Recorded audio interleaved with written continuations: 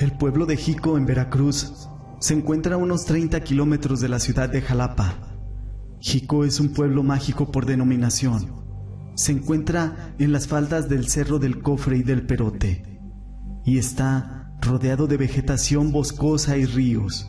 Representa un gran atractivo turístico para la zona y centro del estado de Veracruz, con cascadas enormes y ríos acaudalados. Esto es Historias de Terror, y esto es La Vieja del Candil. En el año 2005, Javier estudiaba arquitectura en la Universidad Veracruzana de Jalapa. Como la mayoría de los jóvenes de su edad, buscaba otras actividades para distraerse durante los fines de semana. En este caso, eligió tomar un curso de fotografía. El curso tenía la duración de 4 fines de semana consecutivos, 3 fines de semana en teoría y un fin de semana en práctica. La mayoría de sus compañeros del taller eran mujeres. En total eran 6 hombres y 4 mujeres, contando al maestro. Él recuerda que las 6 mujeres que estaban en el curso, 4 eran de otras ciudades y vivían en Jalapa por cuestiones de estudios. Los demás eran de Jalapa y sus alrededores. El último fin de semana del curso llegó y todos se quedaron de ver en la universidad para de ahí salir en una camioneta hacia su destino. El maestro de Javier, de nombre Felipe, había rentado una camioneta van para todos. Ese día todos llegaron menos Julie, una compañera que alegaba no poder ir ese fin de semana por cuestiones personales.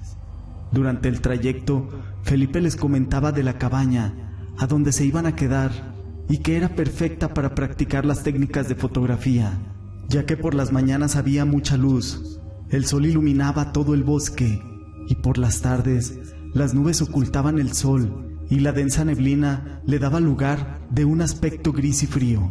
Aparte, el ruido que venía del río le daba lugar ese aspecto de tranquilidad que necesitaban los fotógrafos para capturar la fotografía perfecta. Llegaron al pueblo de Jico alrededor de las 10 de la mañana.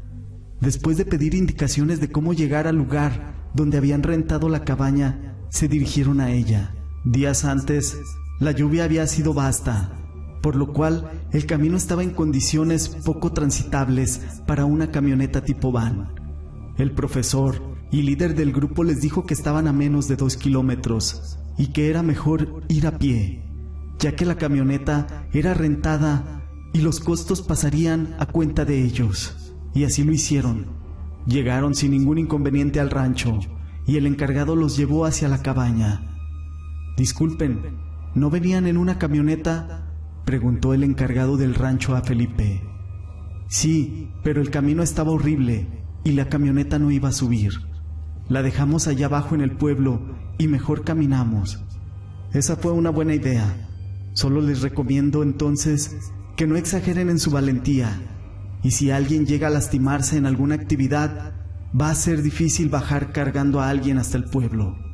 La cabaña se encontraba dentro de una amplia propiedad. En sus mejores años fue una hacienda cafetalera. Tenía una casa principal grande, extensas áreas verdes, incluso áreas diseñadas para practicar alguna actividad al aire libre o extrema. Después de acomodarse todos, el maestro les dio algunos consejos básicos de cómo definir los parámetros de su cámara, recomendaciones de cómo salir al campo. Después de eso, salieron a tomar fotos en práctica. Después de algunas horas de clases, el profesor les dio tiempo libre y los dividió en 2 grupos para que exploraran los alrededores y tomaran las fotos que quisieran. Al final de ese día, las fotos serían calificadas y criticadas de manera constructiva. Javier recuerda que el profesor tenía un interés romántico en una alumna, por lo cual en un grupo iban 3 hombres, Javier, Fer y Ponchi, y 2 mujeres, Odilia y Laura. En el otro grupo iban 3 mujeres, Mercedes, Gloria y Jimena, y un hombre, Felipe. Mientras caminaban dentro del bosque, Ponchi no paraba de quejarse, pues tenía hambre y no había llevado nada que comer. Eran ya las 2 de la tarde y el profesor les había dado casi 2 horas para recorrer los alrededores. a las 4 de la tarde se tenían que reencontrar en el rancho para poder comer y después analizar las fotografías de todos. Al menos ese era el plan. Javier caminaba al frente de su grupo. Solía salir con sus primos a explorar algunos lugares cerca de Jalapa y se sentía en confianza con la naturaleza. Fer y Ponchis iban atrás platicando de todo menos de fotografía. Y Odi y Laura se retrasaban tanto tomando fotos de cualquier cosa que ya habían caminado alrededor de 2 horas por el mismo sendero, tomando fotos de los árboles, musgos, rocas, algún animal. Todo corría con normalidad, hasta que Laura ordenó que se detuvieran. ¿Escucharon?, preguntó ella, alarmada. Todos callaron.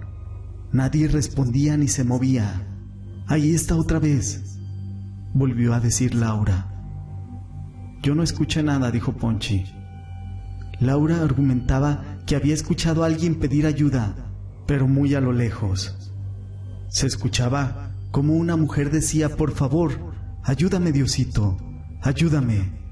Fernando pensaba que Laura estaba inventando todo eso para asustarlos.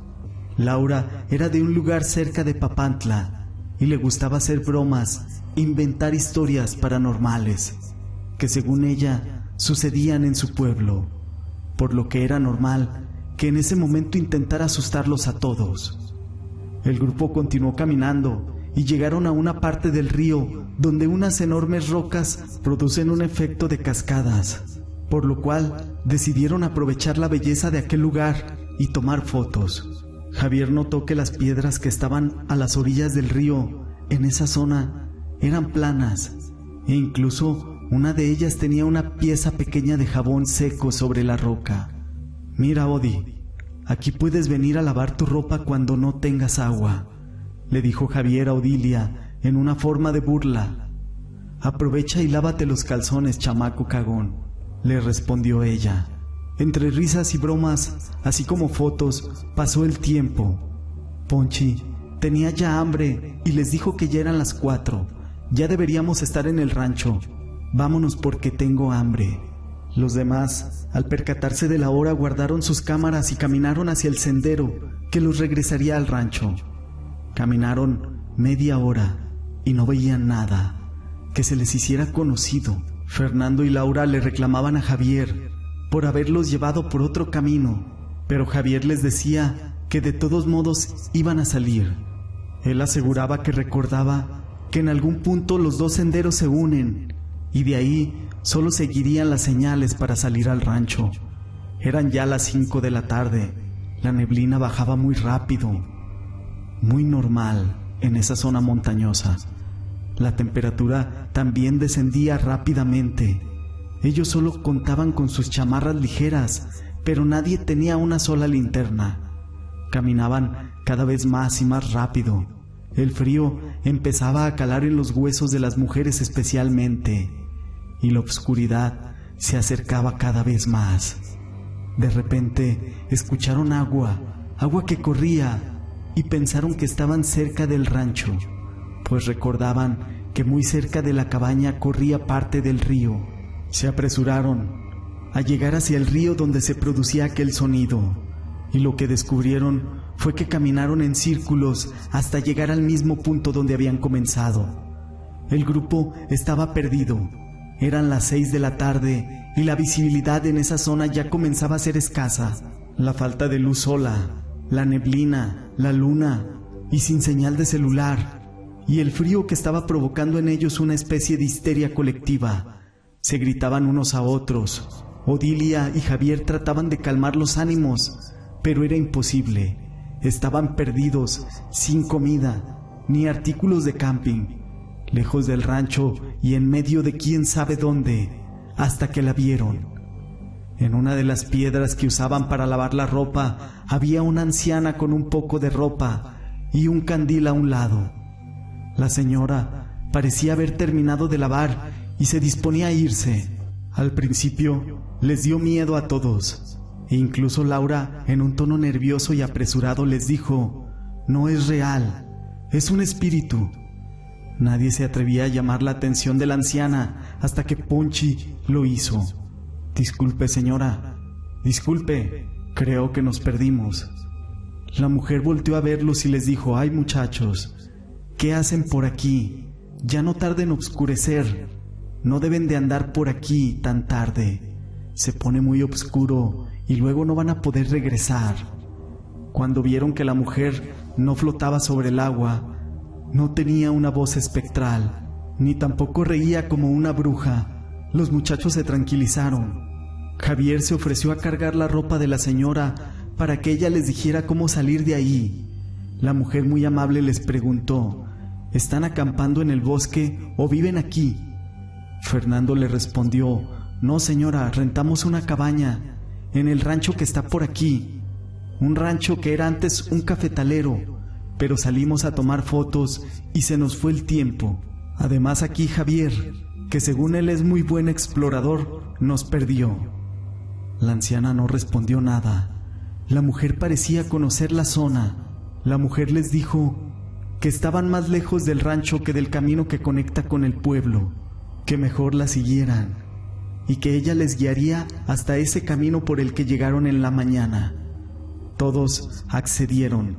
Durante el camino la mujer no hablaba con nadie, solo caminaba con la vista al frente.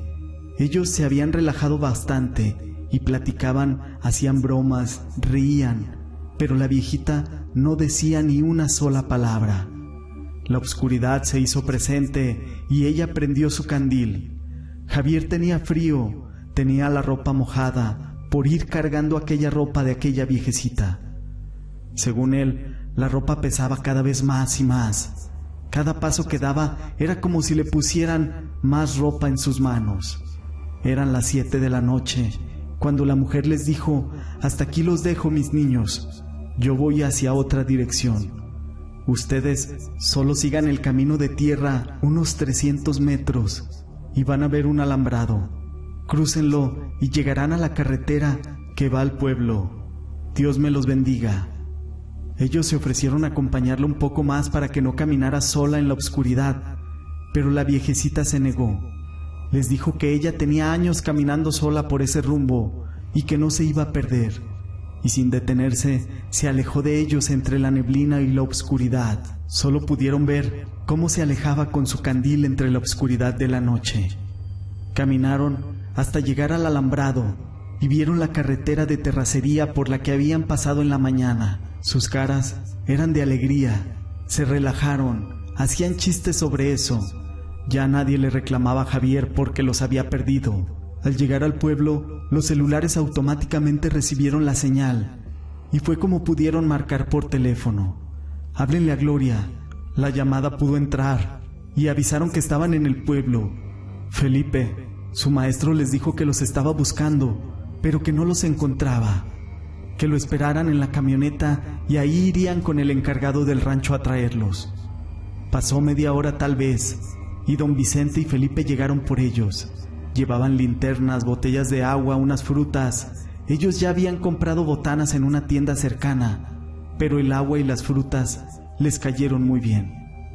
Raúl, visiblemente molesto, les reclamó su falta de conciencia y juicio para tomar decisiones, como la de irse al pueblo sin permiso, que no era posible que pusiera en peligro a Odi y a Laura, todo por sus tonterías, dando a entender que ellos habían provocado todo por ser hombres.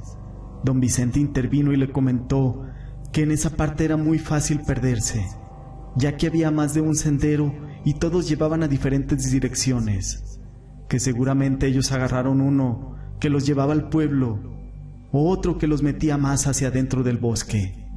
Al llegar al rancho y reunirse con los demás, Odilia dijo: si no hubiera sido por aquella viejecita del candil, ahí seguiríamos perdidos o tal vez muertos de miedo. ¿Qué viejita?, preguntó don Vicente. Ah, es que cuando quisimos regresar, tomamos otro camino y dimos una vuelta en círculos. Regresamos a donde estábamos, era una cascada y había unas piedras para lavar. De hecho, en una piedra Javier encontró un pedazo de jabón, ahí lo trae. Cuando regresamos al mismo punto, después de casi una hora, una viejecita estaba terminando de lavar su ropa y nos acompañó hasta el camino que nos sacaba de ahí en dirección al pueblo. pero traía su candil y lo prendió cuando se hizo de noche. Si no hubiera sido por ella, ahí seguiríamos, dijo Odi. A mí, al principio me parecía un espíritu, pero mira, nos ayudó y eso se lo agradecemos, continuó Laura. Inmediatamente todos comenzaron a hacer preguntas hasta que don Vicente intervino y les dijo: no sé si ustedes crean en estas cosas, pero en toda la región hay una leyenda que se cuenta de boca en boca y trata exactamente de que una mujer anda por el bosque con un candil. Hay quienes solo la ven de lejos, hay quienes escuchan la voz de una mujer y hay quienes solamente sienten que alguien está cerca. Intrigados y ya enterados del tema, los muchachos le pidieron a don Vicente que les contara la historia completa, a lo que éste accedió y comenzó. Se cuenta que hace mucho acostumbraba una viejecita a lavar su ropa en el río. Cierto día, al regresar de tender parte de lo que había lavado, notó que el resto de sus prendas dejadas sobre la roca habían desaparecido.